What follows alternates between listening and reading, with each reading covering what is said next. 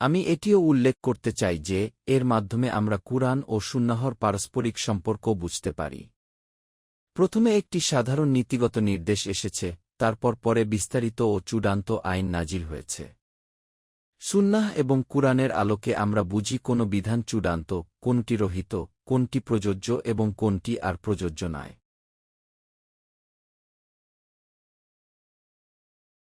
সুতরাং আমি উপসংহারে বলছি, ইসলামী উত্তরাধিকার আইন কোনো মানুষের তৈরি সামাজিক প্রথা নয়।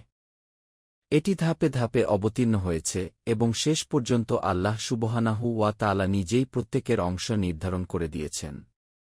এখানে আমাদের কাজ হল সেই বিধানকে বিনা পরিবর্তনে।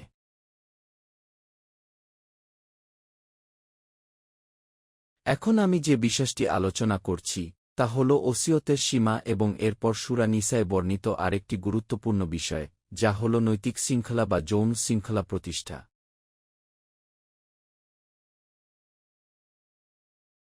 প্রথমে আমি ওসিয়ত সম্পর্কে একটি মৌলিক বিষয় পরিষ্কার করে দিচ্ছি। রাসূলুল্লাহ সাল্লাল্লাহু আলাইহি ওয়াসাল্লাম ওসিয়তের অধিকারকে মোট সম্পদের 1/3 পর্যন্ত সীমাবদ্ধ করে দিয়েছেন।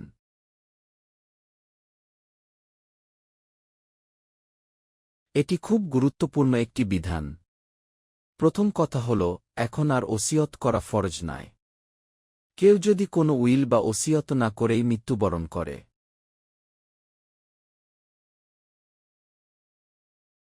তাহলে সে গুনাহগার হবে না।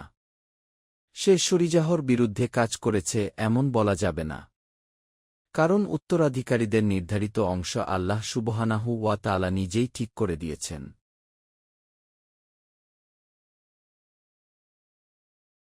কিন্তু যদি কেউ চায় যে তার সম্পদের একটি অংশ কোনো বন্ধুর জন্য, কোনো দ্বীনি প্রতিষ্ঠান, কোনো ইসলামিক সেন্টার অথবা কোনো কল্যাণমূলক কাজের জন্য দান করে যাবে, তাহলে সে তা করতে পারে। তবে সে কেবল মোট সম্পদের 1/3 পর্যন্তই ওসিয়ত করতে পারবে, 1/3 বেশি নয়। এই সীমা রাসূলুল্লাহ সাল্লাল্লাহু আলাইহি ওয়াসাল্লাম নির্ধারণ করে দিয়েছেন।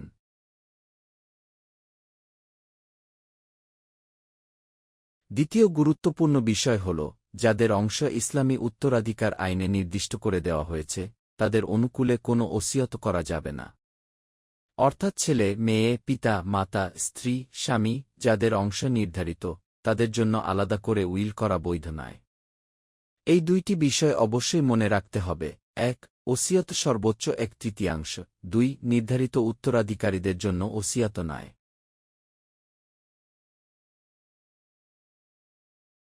এখন আমি দ্বিতীয় বিষয়ে আসছি, যা সূরা নিসায় আলোচিত হয়েছে, যৌন শৃঙ্খলা প্রতিষ্ঠা।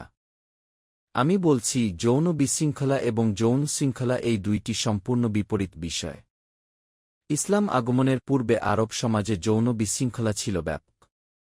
সম্পর্কের ক্ষেত্রে কোনো সুনির্দিষ্ট নিয়ম শৃঙ্খলা ছিল না।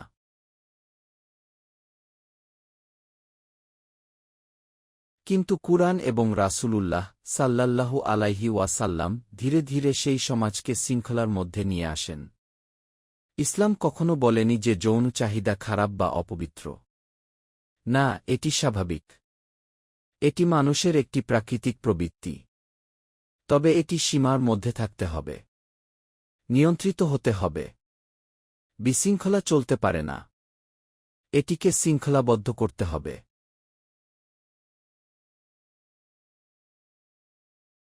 এখন আমি সেই আয়াতের কথা বলছি যেখানে মুসলিম নারীদের মধ্যে কেউ ব্যভিচারে লিপ্ত হলে কি করণীয় তা উল্লেখ করা হয়েছে। যদি কোনো মুসলিম নারী এই অপরাধে লিপ্ত হয়, তাহলে তার বিরুদ্ধে 4 জন সাক্ষী উপস্থিত করতে হবে। সাক্ষীরা হতে হবে মুসলিম, অমুসলিম নয়।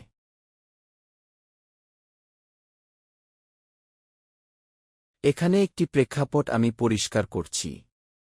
তখন মদিনার সমাজ ছিল মিশ্র সমাজ। সেখানে মুসলিমরা ছিলেন, কিছু মুশরিক আরবও ছিলেন যারা এখনও ইসলাম গ্রহণ করেননি। আবার ইহুদিদের 3টি শক্তিশালী গোত্র সেখানে বসবাস করত। পূর্ণ ইসলামী রাষ্ট্র তখনও প্রতিষ্ঠিত হয়নি। পুরো বিচারিক ক্ষমতা তখনও রাসূলুল্লাহ সাল্লাল্লাহু আলাইহি ওয়াসাল্লাম এর হাতে কেন্দ্রীভূত ছিল না।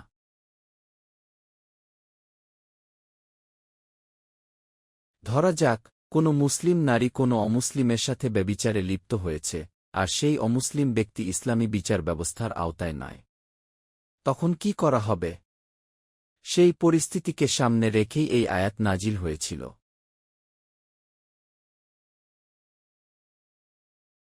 যদি 4 জন মুসলিম সাক্ষী সাক্ষ্য দেয় যে তারা এই অপরাধ প্রত্যক্ষ করেছে, তাহলে ওই নারীদেরকে তাদের ঘরে আবদ্ধ করে রাখতে হবে।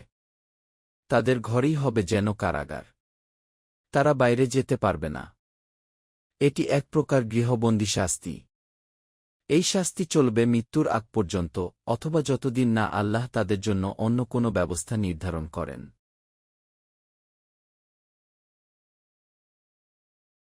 পরবর্তীতে সূরা নূরে ব্যভিচারের চূড়ান্ত শাস্তির বিধান নাইল হয়।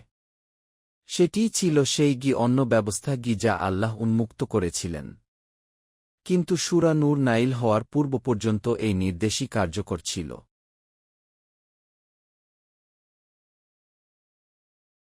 আর যদি দুজন মুসলিম, একজন পুরুষ ও একজন নারী, উভয়েই এই অপরাধে লিপ্ত হয় এবং উভয়েই মুসলিম সমাজের অন্তর্ভুক্ত হয়, তাহলে তাদের উভয়কে শাস্তি দিতে হবে। কি ধরনের শাস্তি তা এখানে নির্দিষ্ট করে বলা হয়নি। তাই ধরনের শাস্তি, প্রহার, সাময়িক আটক বা অন্য উপযুক্ত দণ্ড সমাজ ও কর্তৃপক্ষ নির্ধারণ করতে পারত। কারণ তখনও চূড়ান্ত শাস্তির বিধান নাইল হয়নি। সূরা নূর নাইল হওয়ার পর চূড়ান্ত বিধান নির্ধারিত হয়।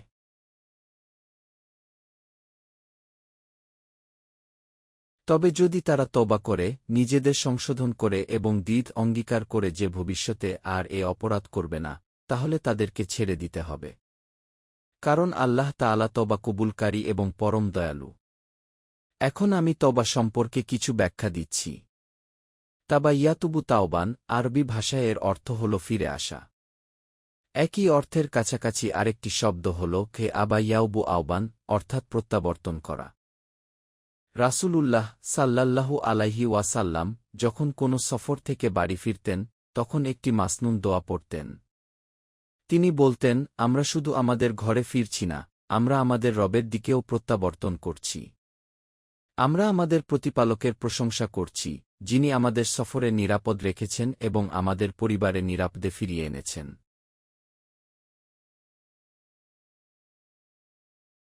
তওবা মানে কি? আমি বলছি, তওবা মানে আল্লাহর দিকে ফিরে আসা। বান্দা এবং আল্লাহর সম্পর্ক হল মুখোমুখি সম্পর্ক। যখন বান্দা আল্লাহর আদেশ মানে, তখন সে আল্লাহর দিকে মুখ করে থাকে, আর আল্লাহ তার প্রতি সন্তুষ্ট থাকেন। কিন্তু যখন সে গুনাহ করে,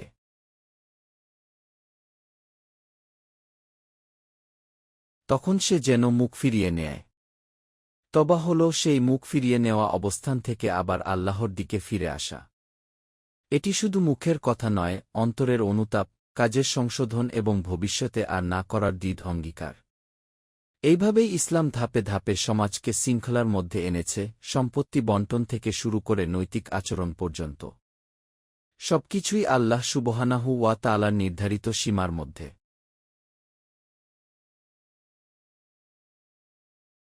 আমি এখন যে বিষয়টি ব্যাখ্যা করছি, তা হল বান্দা ও আল্লাহ সুবহানাহু ওয়া তাআলার পারস্পরিক সম্পর্ক, বিশেষ করে তওবার প্রসঙ্গে। আমি বলছি, যখন একজন মুমিন এমন অবস্থায় থাকে যে সে আল্লাহর উপর সন্তুষ্ট এবং আল্লাহ তার উপর সন্তুষ্ট, তখন সেটিই হল প্রকৃত ঈমানী সম্পর্কের চূড়ান্ত সৌন্দর্য।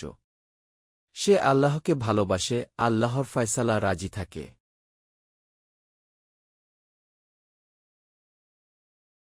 আর আল্লাহ তার প্রতি সন্তুষ্ট থাকেন। তারা আল্লাহকে নিজেদের ওলি হিসেবে গ্রহণ করে, আর আল্লাহ তাদের ওলি হয়ে যান। অর্থাৎ তিনি তাদের অভিভাবক, সাহায্যকারী, রক্ষক। আর তারাও আল্লাহর আনুগত্যে নিজেদের সমর্পণ করে। এটাই হল প্রকৃত সম্পর্ক, এক গভীর, জীবন্ত এবং পারস্পরিক সম্পর্ক। আমি বিষয়টি এভাবে বুঝাই, একজন বান্দা যখন আল্লাহর আদেশ মানে, তার জীবনকে শরীগাহর সীমার মধ্যে পরিচালিত করে, তখন সে যেন আল্লাহর দিকে মুখ করে দাঁড়িয়ে আছে। তার হৃদয় আল্লাহমুখী। সে আল্লাহর সন্তুষ্টিকে প্রাধান্য দেয়া। এই অবস্থায় আল্লাহ সুবহানাহু ওয়া তাআলাও তার প্রতি রহমতের দৃষ্টি দেন। তিনি তাকে হেদায়াত দেন, অন্তরে প্রশান্তি দেন, জীবনে বরকত দেন। এটি একমুখী সম্পর্ক নয়, এটি পারস্পরিক সম্পর্ক।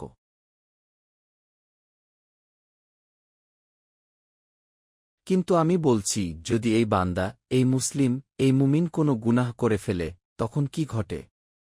তখন অবস্থা এমন হয় যেন সে আল্লাহর দিক থেকে মুখ ফিরিয়ে নিয়েছে। গুনাহ মূলত আল্লাহর আদেশের বিরুদ্ধে যাওয়া। এটি কেবল একটি আইন ভঙ্গ নয়, এটি সম্পর্কের টানাপোড়েন। সে যখন গুনাহ করে, তখন তার অন্তর আল্লাহ থেকে দূরে সরে যায়।